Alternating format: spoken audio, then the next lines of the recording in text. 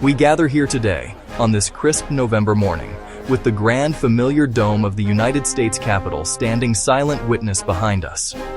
It is a structure built to represent order debate, the pursuit of a more perfect union.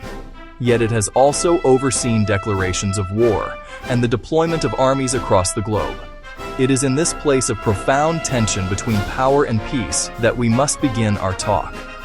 I hold in my hand this ancient book, the Bible, a library of texts that speaks with a surprisingly relevant voice into our modern struggles. Let us start not with a shout, but with a quiet, revolutionary promise from the very lips of Jesus. Blessed are the peacemakers, for they will be called children of God. These words, from Matthew 5:9. These words are not a gentle suggestion. They are a proclamation about the very nature of God's family and the shape of His coming kingdom.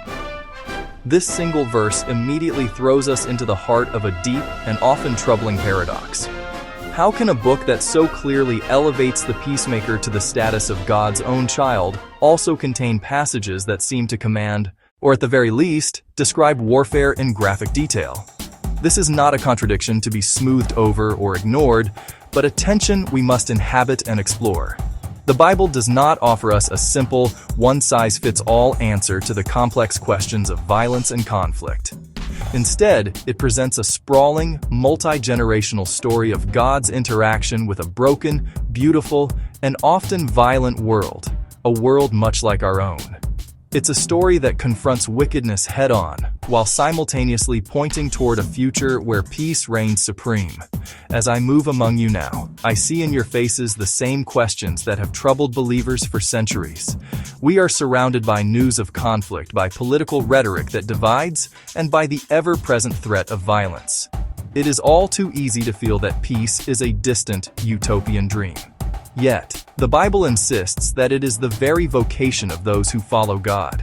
The call to be a peacemaker is not a call to passive inactivity. It is a summons to a difficult, creative, and courageous task. It means stepping into places of strife. When we open the first part of our Bibles, the Old Testament, we cannot avoid the stark reality of war. The stories are visceral and unsettling. We read of Joshua leading the Israelites into Canaan, and of battles commanded by God to purge idolatry and wickedness. We follow King David, a man described as being after God's own heart, who was also a brilliant and ruthless military commander, his hands stained with the blood of many wars. These are not comfortable passages.